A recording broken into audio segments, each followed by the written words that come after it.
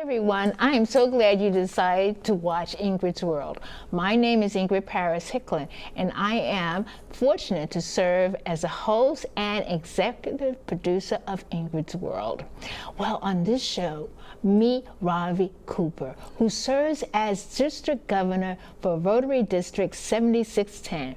Previously, she also served as president of the Blue Ridge Mountain Rotary Club. Since 2018, Ravi serves also as the president and CEO of United Way of the Greater Charlottesville, where she manages an $18 million budget and leads a staff of 32, focusing on financial stability and early childhood education.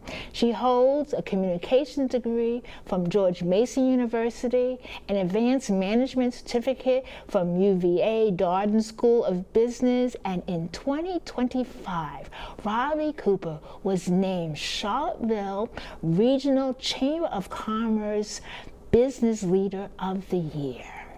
Welcome to the show, Ravi Cooper, and it's an honor to have the district governor here on my show. It's an honor to be here with you. Thanks for the invitation. Well, excited about you, first of all, sharing your background. Yeah, absolutely. So, I went to George Mason, so I actually came to this area to go to college. And when I graduated, I didn't know a lot about the nonprofit sector. I ended up actually working for Whole Foods for a number of years. But I learned through that job about community boards like the Fairfax Volunteer Board and others, organizations that were giving back in the community. So my job at Whole Foods was to reinvest resources, corporate dollars, back into the community that aligned with their, strategic priorities as a corporation. And that really opened my eyes to the needs of the community and how important those dollars were for organizations, schools, families, etc.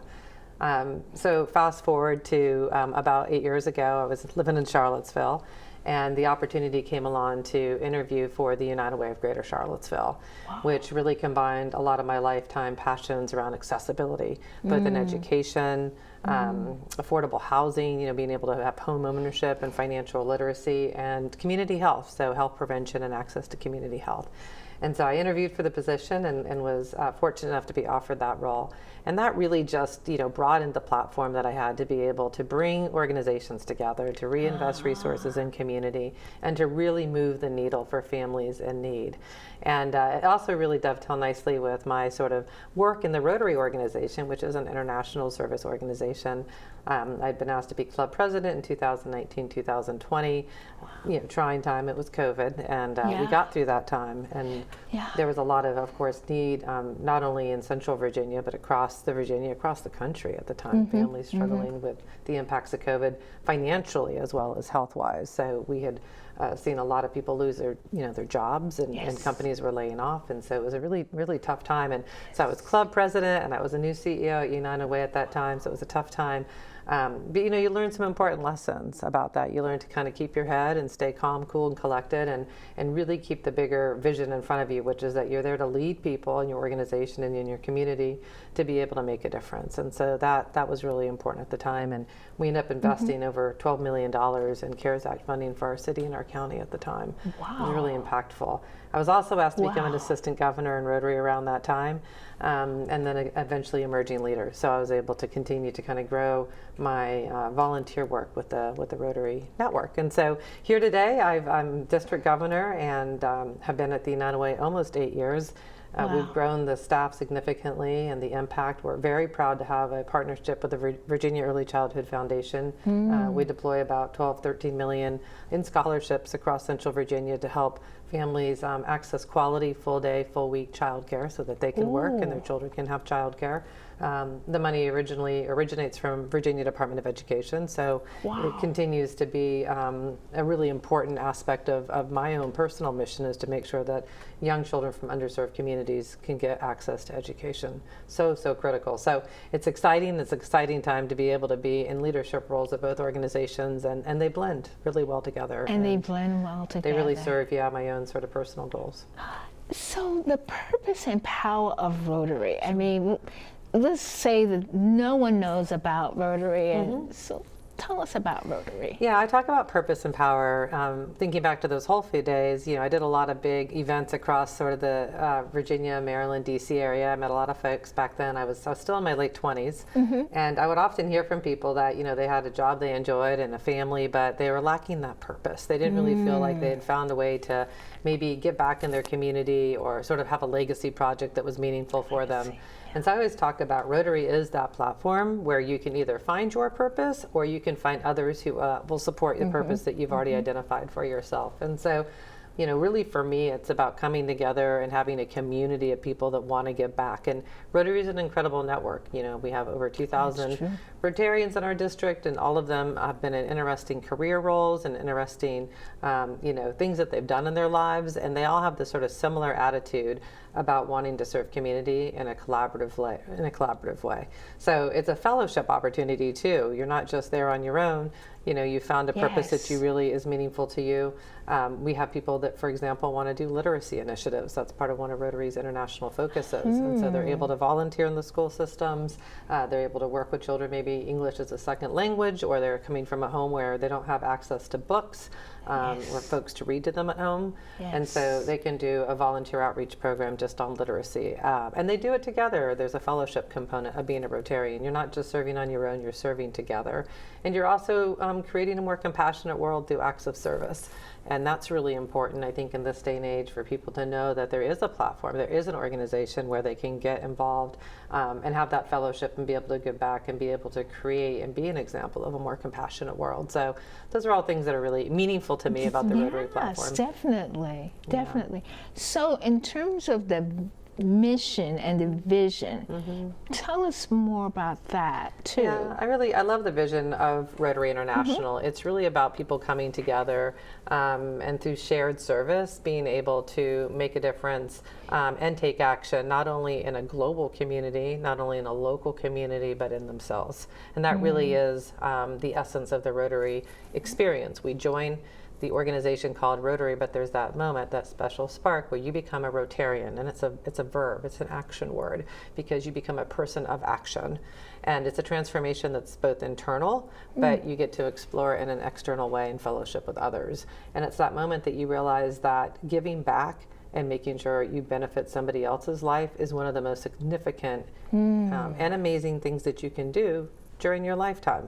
Once you have that feeling and you know what that's like, you really want to get more invested. And so when we think about the vision of Rotary, that's what the vision is. It's the highest ideal that we stand for, is that we can collectively make that kind of impact. Wow, that's powerful. That really is the impact that you can make, and that's the truth. Well, and as much as you're giving back to others, you're also changing as a human yourself, because that act of giving to others helps change who you are inside as well in a really meaningful way. And you may not see it right off, but over time and over the years, you recognize that, I've really lived my life in service to others, and truly I'm the one in the end who benefited because I chose to, operate in the world that way.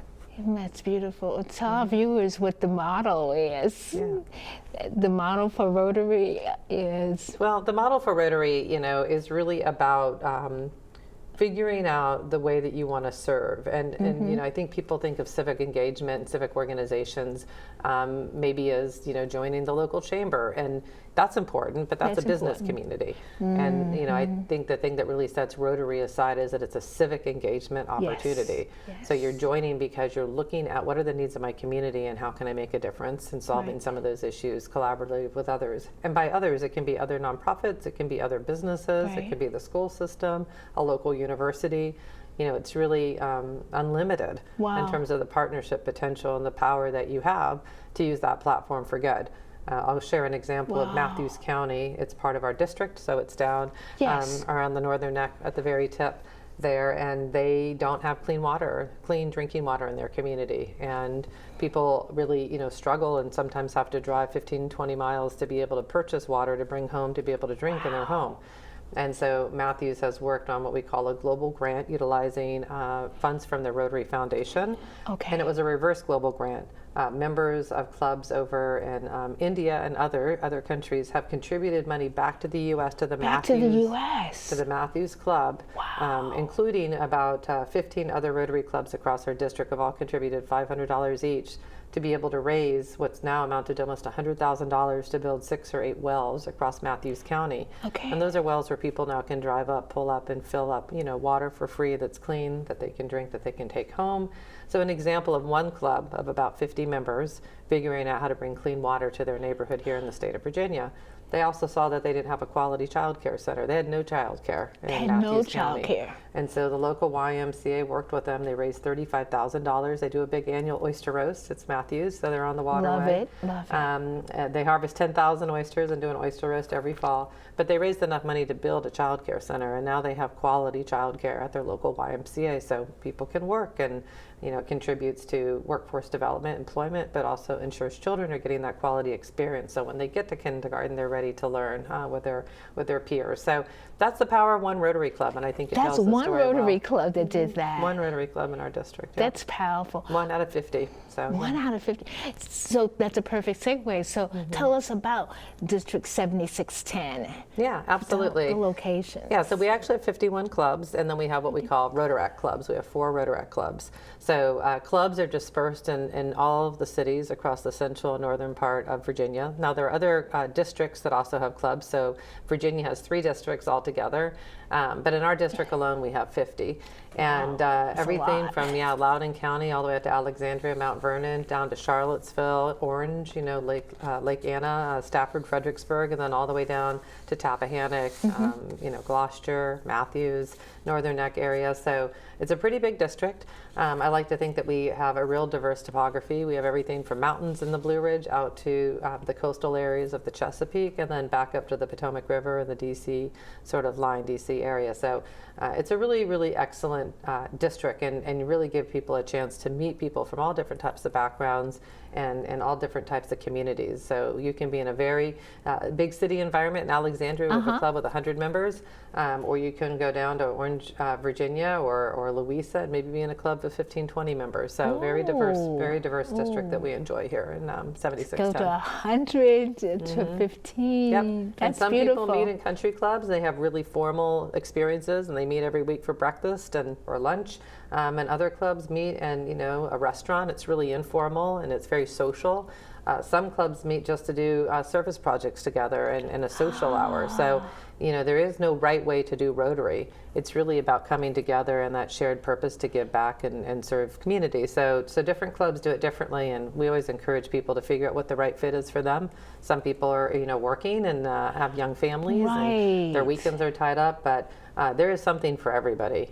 You can find the right format for yourself. Well, that's really very interesting, because many organizations, if we meet, the third Thursday, of the month at 7 o'clock, and then I can't make it because I got to bring the kids. Yeah, well, and some people bring their children to Rotary. Our past district governor, immediate past district governor, has 2 younger children in sort of middle and elementary school, and those children travel with her. They were at the conference we just hosted this weekend. They were raising money for polio to make sure we stamp out polio around the world. So kids can get involved with their parents, but there's a lot of different ways. So that's beautiful. We don't want people to feel that cost or timing is something that could keep them from this opportunity to be part of this network. Wow. So tell us about, you touched on some of the wonderful work that you do in the community. And then what about what Rotary is doing, in our nation and then also in the world? Yeah, so we do a lot of different projects. We're probably best known for clean water and sanitation globally. So we work out throughout Africa, and we help build wells to bring small communities clean water. Clean water continues to be one of the biggest issues that we see globally, South America as well, emerging countries. Wow. So families, children in particular, are really impacted by not having clean water. There's a lot of illnesses that they deal with that keep them from being able to attend school, and that ultimately, really make it difficult for that family to thrive. And so clean water is one of our biggest initiatives that we are involved in. Literacy is very important as well, so making sure that there's education, access, and literacy continues to be a really important aspect of the work that we do globally. Economic development, making sure that in our country and even in countries across the globe that there are opportunities for people to support themselves economically. So small business, entrepreneurism is really a critical part of that. And then some bigger things like peace building, and peace building tends to be sort of hard for people to understand. How do we change, peace in the world? But there are a lot of opportunities to do peace building initiatives at the community level, including peace polls, which you can put up in a community park or community garden, and it's a symbol of how we can come together to solve our differences. And I think in a world right now where there are a lot of divides, coming together and finding ways that we can connect and figure out how to solve differences in a way where we can think about it differently and come up with strategies that can be, deployed by conversation, by thoughtful conversation. By thoughtful conversation. And we can have different opinions and we can be from different backgrounds, but often you'll find that with some guidance, we can really kind of come to some natural sort of conclusions together that are good for our community. Wow. So the impact of Rotary. Now you talked about, oh my goodness, that was like amazing what you told us about Matthews. Yes. Other impacts of Rotary? Absolutely. I mean, there are so many different ways. We do 50 different district grants. So every single club in our district does a grant every single year. Often they get together and they'll sometimes pull their resources together. Nice. So in Charlottesville, we have a group that is literacy based. And so it's helping individuals that move here that need to speak English. They can't get a job without being able to speak English. So they do English as a second language. We serve monthly the Salvation Army. So we prepare all the hot meals for unhoused individuals in the community. As an example, there is countless school partnerships that exist throughout the Rotary Network, both from a youth services perspective. So we have something called Early Act and Interact, where we're working with middle and high schoolers. We're making sure that those high schoolers have a chance to learn about civic engagement and leadership, but we're also investing dollars in all kinds of programs. Sometimes it's coat drives, sometimes it's making sure children have basics that they need, like coats and shoes and things of that nature. Sometimes it's access to educational opportunities after high school, investing in trades and tech, providing scholarships for students to attend community colleges and four-year institutions. So we do all kinds of programs for children, from the very youngest of children to children going off to universities and to trade and tech opportunities. And that's a big thing that you'll see across our district. We do a lot with homeless folks. We do a lot of investing in homeless shelters, investing in affordable housing solutions. Yes. We help women that are that need to go to shelters because they might be in a situation at home that's unsafe. So we're investing in shelters for women and children. I mean, it goes on and on. I have attended so many events this year. I was down in Stafford and they had just launched a clothing closet for women that were in a shelter situation, and they could come and sort of shop, quote unquote, for free and pick up clothes for themselves and their children. And 5 or 6 Rotary clubs got together and raised the money, and it's a pop-up. So every month they are in one of the schools and they put together this really great sort of clothing closet where people can go and get free items. So there's this is in examples. Stafford. Yeah, well, and Nice. I should mention the environment. That's one of our 7 areas of focus. So we have a lot of stream cleanups, road cleanups. Down on the Chesapeake, we have a lot of bay cleanups. There's a lot of education around ways to support your environment locally. In the local park systems and the local waterway systems. And so a lot of clubs will get involved in things, trail cleanups or building trails, walking trails, things to get people outside in nature. I guess I am hoping, making the point that there are a multitude of different types of projects that people can get behind and get invested in across our district. And so, it's really what you're interested in doing. And, yes, it can align with one of our 7 areas of focus, but it's okay if it doesn't. We have a lot of opportunity for things that aren't even within the 7 areas of focus. So what inspired you to become a Rotarian? Yeah, absolutely. It's a good question. I was about 37 when I became a Rotarian. I'll say that the average age tends to be a little older than that in Rotary, but the organization is working diligently to attract, younger members. I had a young family at the time, and so I wasn't sure if I'd be able to juggle carpool schedules. We met at 7 a.m. every Wednesday, and I had to get a couple friends to get my kids off to school for me. But I was really driven to be in a community of folks that could show me and help me understand what those opportunities to give back could be or could look like. And I knew I didn't have another network for that. It wasn't going to be through my professional life or my friends or, the parents and families of my children.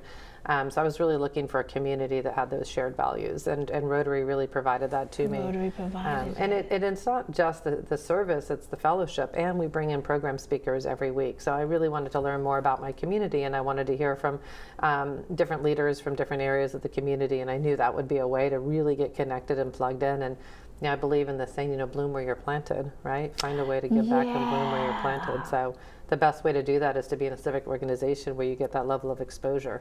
At 37, if I thought about, you know, today, you know, being in my early 50s, I would be a district governor. I wouldn't have imagined that that would have been where my path would have led. But I think you have to be willing to walk through a door and take a chance on yourself. That's what it's about. I also believe you learn a lot of skills that are, you know, helpful professionally. You serving on a board, you know, I joined, and within a year I had joined the Rotary board, and so you learn how to, you know, be a part of a board and how to work collaboratively with, you know, your treasurer and your secretary and your program director and all of the different folks that you know, are required to serve on a board. So you get a lot of sort of professional development if you're a younger person, and you know, mentoring. A lot of the members of my club were in their 50s, 60s, and 70s and beyond, and so they took me under their wing and they really sort of showed me and taught me the ropes of business, and you know, I will honestly say that's helped, you know, develop my business, you know, and professional sort of journey. So I'm very thankful. That's beautiful. So someone's watching this, and they say, okay, so what's the necessary qualities to become a Rotarian? What are they? Yeah, just you have to have a heart to serve. You have to have the heart to serve. Yeah, Really? you have to have something inside of you that has a desire and a passion to give back to your community in some way, shape, or form. That's really the only requirement. You know, yes, there's, you know, some costs. Some of the clubs, the cost is really minimal. You're just paying a small dues to Rotary International. Sometimes it can be a little more of your meeting, and you know, there's a meal involved and things of that nature. But really, you have to have a heart to serve and a willingness to explore what's possible, and put yourself in some situations where you're going to learn. You're going to meet new people. You're going to be in new situations, but you're going to understand that will shape you and create, you know, a really wonderful path for you for your life. Wow. So, all right, so someone says, hey, you know, that sounds like I really am interested. What's the process of becoming a Rotarian? Sure. So you can go onto Rotary.org and you can see all of the clubs that are in the area, and you can pick, you know, one of the clubs, and they'll have contact information. So you can reach out to the club president and let them know that you would like to visit and set up a time to visit. Traditionally, somebody will bring you as a friend, you know, or somebody in your community will bring you along. You know, once you've come to visit the club and you feel like that's going to be a good fit, there's a membership form you can fill out. There'll be, you know, usually a membership chair that will help you through the process. As a nominal application fee, the board will typically vote within a few weeks of the application being submitted. But it really, you know, it's a pretty straightforward process. And once you go through that process, you'll go to an orientation. You'll have an opportunity to be a greeter, to get to know people in your club. You'll have an opportunity to share out about, you know, your background and your story. And then you're usually off and running. You can kind of figure out what that club's involved in and what, you know, service project really feels like a good fit. Flags for Heroes, I should mention, is another really important program. So honoring veterans in our community, people that have served, particularly in 7610, we have a lot of veterans. And so anyway, Flags for Heroes is another program that people can get involved in.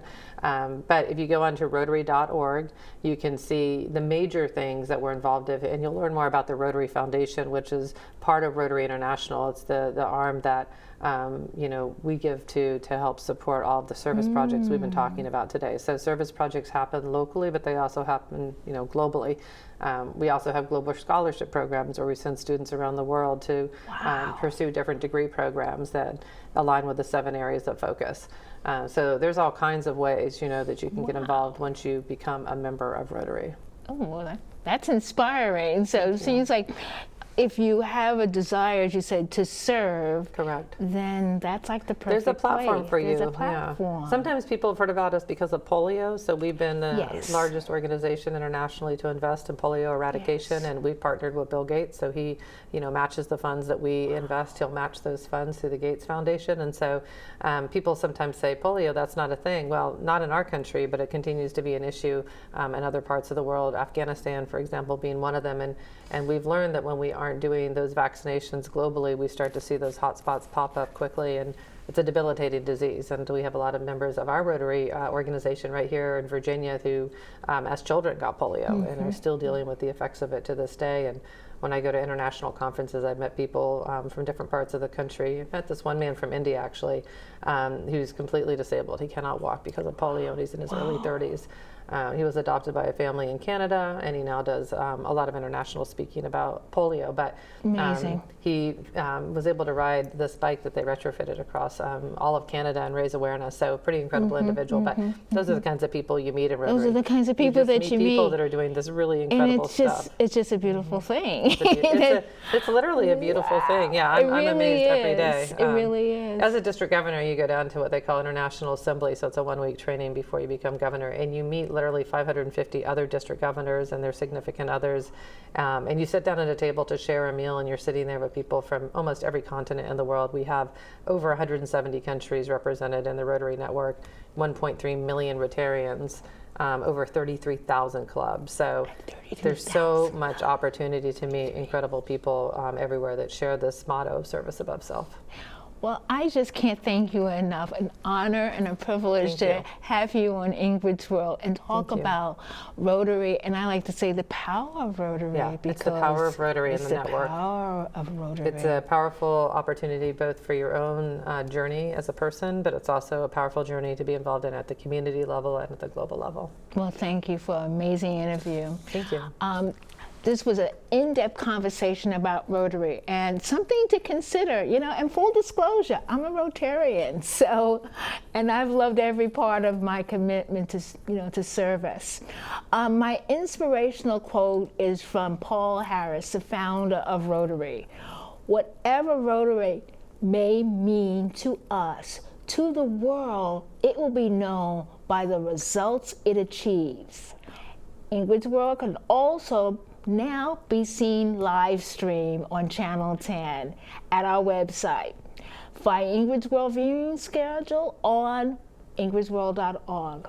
Lastly, follow the show on Facebook and on Instagram at Ingrid's World. So I want to again say to you, think about Rotary and do good. It's in all of us. Thanks for watching.